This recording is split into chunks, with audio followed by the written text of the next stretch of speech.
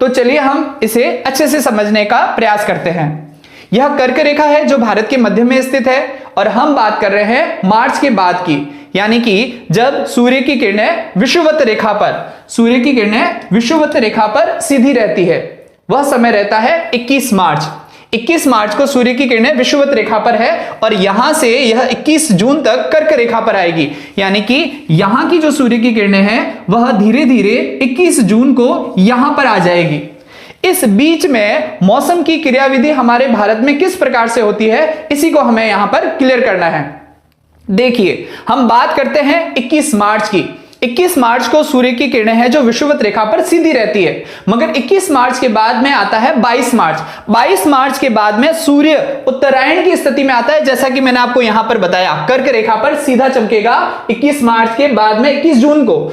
तो जब उत्तरायण की स्थिति में आता है तो सूर्य की किरणें उत्तर की तरफ चमकना प्रारंभ कर देती है, और जैसा कि बताया कि सूर्य की किरणें जब उत्तर की तरफ चमकना प्रारंभ कर देती है तो ITC-Z का जो क्षेत्र है वो उत्तर की तरफ आ जाता है, और जैसे ही ये उत्तर की तरफ आता है उस समय भारत के उत्तर पश्चिमी भाग में, यानी कि यहां पर एक निम्न दबाव का क्षेत्र व्याप्त हो जाता है, और जब यह निम्न दबाव का क्षेत्र यहां पर पैदा हो जाता है तो इसे भरने के लिए लोकल जो हवाएं हैं वह इसके पास में आती है।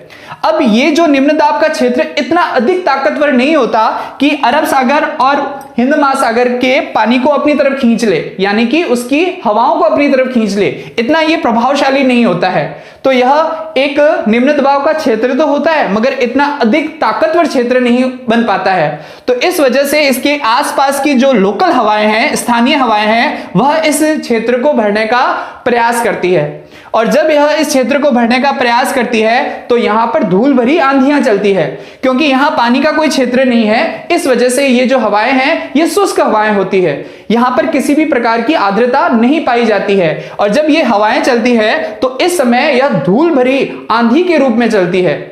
इसीलिए कहा जाता है, यानी कि हमने बात कही कि 21 मार्च के बाद में 22 मार्च में यह घटना घटती है, तो मार्च अप्रैल में धूल भरी आंधियां चलती है उत्तर पश्चिमी भाग में भारत के।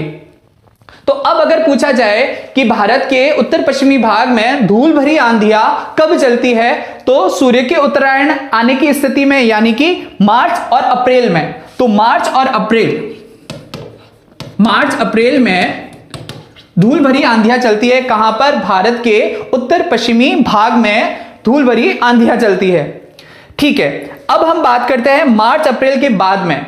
मार्च अप्रैल के बाद में आता है मई की पहली तारीख को सूर्य की किरणें यहां पहुंच जाती है भारत के दक्षिणी भाग पर, और सूर्य की किरणों के साथ में यह जो ITC-Z है, निम्न दबाव की श्रृंखला या निम्न दबाव का क्षेत्र, यह भी भारत के दक्षिणी भाग पर पहुंच जाता है।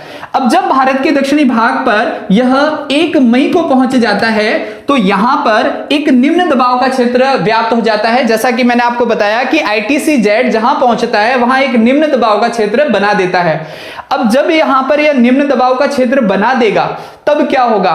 तब भारत के दक्षिणी भाग की तरफ एक निम्न दबाव का क्षेत्र बन जाता है, और इस क्षेत्र की कमी को पूरा करने के लिए क्या होता है कि आसपास की हवाएं इसे आकर पूर्ण करती है। अब आसपास कौन है? आसपास या तो अरब सागर है या हिंद महासागर है। तो हिंद महासागर और अरब सागर की जो हवाएं हैं इसे पूर्ण करने का प्रयास करती है, और जब सागर से हवाएं आती है तब वह अपने अंदर आर्द्रता लिए हुए होती है, और जब यह आर्द्रता लिए हुए होती है तो यह यहां पर वर्षा कर देती है।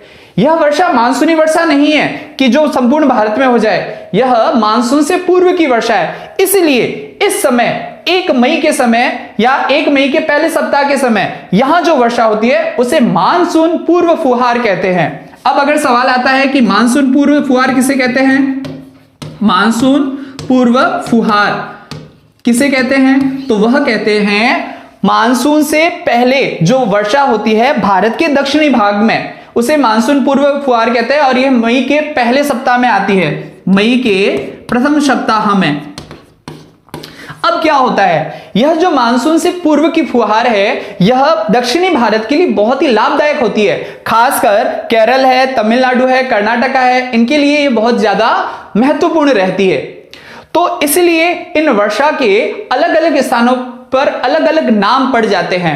जैसे केरल के अंदर यह फूलों वाली वर्षा के नाम से जानी जाती है। केरल में यह फूलों वाली वर्षा, फूलों वाली वर्षा के बाद में इसे आम्र वर्षा भी कहते हैं, क्योंकि यह आम के लिए बहुत ज्यादा लाभदायक होती है। इस समय आम की खेती बहुत अच्छी होती है। तो फूलों वाली वर्षा और आम्र वर्षा इसको कहां कहा जाता है? केरल के अंदर कहा जाता है। इसके अलावा जो कर्नाटक का भाग है, कर्नाटक में यह कॉफी उत्पादन के लिए बहुत अच्छी है, तो इसलिए कर्नाटक में इसे कॉफी वर्षा भी कहा जाता है। कॉफी वर्षा, या इसको चेरी ब्लॉसम भी कहा जाता है, चेरी ब्लॉसम।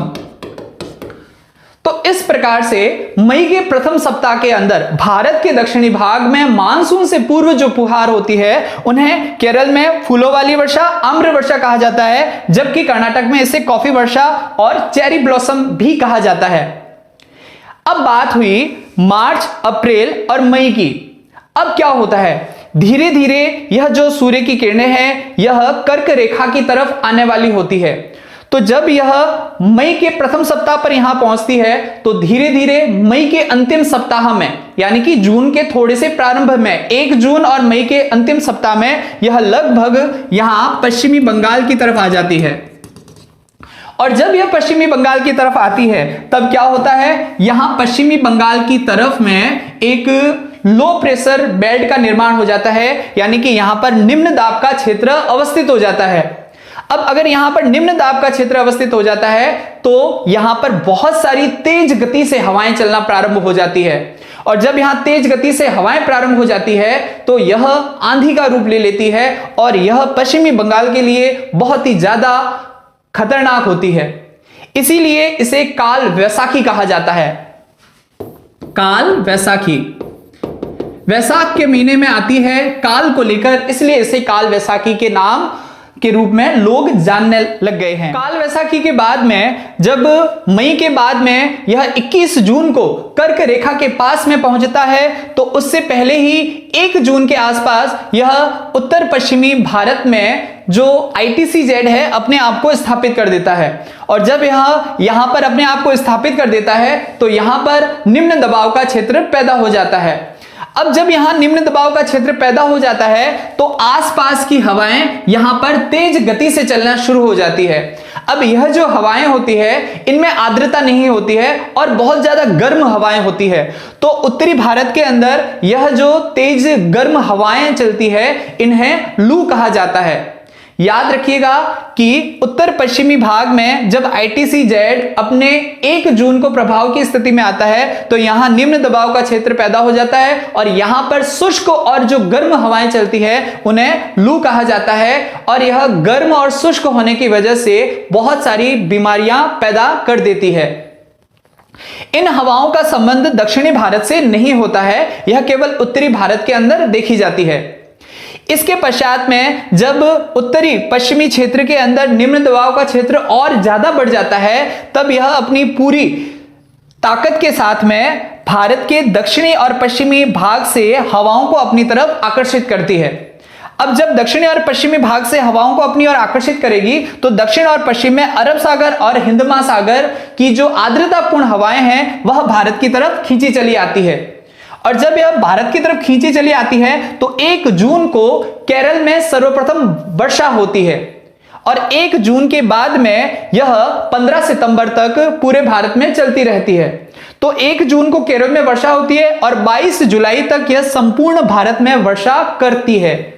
तो इस प्रकार से ग्रीष्म ऋतु की क्रियाविधि के अंदर हमने यह देखा कि भारत में ग्रीष्म ऋतु के आगमन के साथ ही बहुत सारी मौसमी हलचलें प्रारंभ हो जाती है। तो यह था सूर्य के विषुवत रेखा से कर्क रेखा तक के पास पहुंचने में जो भारत में मौसमी परिवर्तन होता है उसका सार। इसे हम एक बार फिर से देख लेते हैं, उसके बाद में हम बात करेंगे दक्षिणी पश्चिमी मानसून की 2 शाखाओं के बारे में, एक अरब सागर की शाखा और एक बंगाल की खाड़ी की शाखा। तो हम कहां थे? हम थे विषुवत रेखा पर। कि हमने कहा था कि 21 मार्च को सूर्य की किरणें विषुवत रेखा पर सीधी पड़ती है। उसके बाद में 22 मार्च से यह सूर्य उत्तरायण की तरफ आता है। जब 22 मार्च को सूर्य उत्तरायण की तरफ आता है तो यहां पर ITCZ प्रभावित हो जाता है। इस वजह से भारत के उत्तरी पश्चिमी भाग में निम्न दबाव का क्षेत्र बनता है और इस समय यहां पर हवाएं चलने लगती है, जिसे हम मार्च अप्रैल की आंधियां कहते हैं। उत्तर भारत में मार्च अप्रैल में जो आंधियां आती है वह इसी वजह से आती है। उसके बाद में हमने कहा था कि मार्च अप्रैल में यह आंधियां चलती है और उसके बाद में आ जाता है मई, यानी कि 1 मई को यह भारत के दक्षिणी भाग की तरफ ITCZ पहुंच जाता है। इस वजह से भारत के दक्षिणी भाग में निम्न दाब का क्षेत्र बनता है और 1 मई को ही यहां पर वर्षा हो जाती है। तो यह वर्षा मानसूनी वर्षा नहीं है, यह वर्षा मानसून से पूर्व की है, इसलिए इसे हम मानसून पूर्व फुहार कहते हैं। और जब यहां पर वर्षा होती है तो यहां की फसल के लिए बहुत ज्यादा लाभदायक होती है। यहां पर अलग अलग स्थानों पर इस वर्षा को अलग अलग नाम से जाना जाता है। अगर हम केरल की बात करें तो इसे हम फूलों वाली वर्षा या हम इसे आम्र वर्षा कहते हैं, और अगर कर्नाटक की बात करें तो इसे हम कॉफी वर्षा या चेरी ब्लॉसम वर्षा भी कहते हैं। उसके बाद में हम बात करते हैं कि यह ITCZ है, यह धीरे धीरे खिसक कर आ जाता है पश्चिमी बंगाल की तरफ और इस समय जो समय होता है वह रहता है मई के अंत में, यानी कि मई के अंतिम सप्ताह में यह यहां पहुंच जाता है। और जब यह मई के अंतिम सप्ताह में यहां पहुंच जाता है तो पश्चिमी बंगाल में बहुत ज्यादा एक लो प्रेशर की बेल्ट बन जाती है और यहां पर बहुत भयानक आंधियां चलना शुरू हो जाती है। इसे काल वैशाखी कहा जाता है। उसके बाद में कर्क रेखा पर यह ITCZ 21 जून को पहुंचता है, मगर उससे पहले 1 जून को ही भारत के पश्चिमी क्षेत्र या भारत के उत्तर पश्चिमी क्षेत्र के अंदर निम्न दबाव का केंद्र स्थापित हो जाता है। उस वजह से जो यहाँ की पवनें हैं यहाँ पर तेज गति से चलायमान हो जाती है और यह शुष्क और गर्म होने की वजह से इसे हम लू कहते हैं। इसके बाद में ITCZ का यहाँ प्रभाव और अधिक होने पर भारत के दक्षिणी भाग से हवाओं को अपनी ओर आकर्षित करता है और भारत के दक्षिण से जो हवाएं हैं, दक्षिणी पश्चिमी हवाएं हैं, वह अरब सागर और हिंद महासागर की आर्द्रता युक्त हवाएं हैं जो पूरे भारत के अंदर वर्षा कर देती है।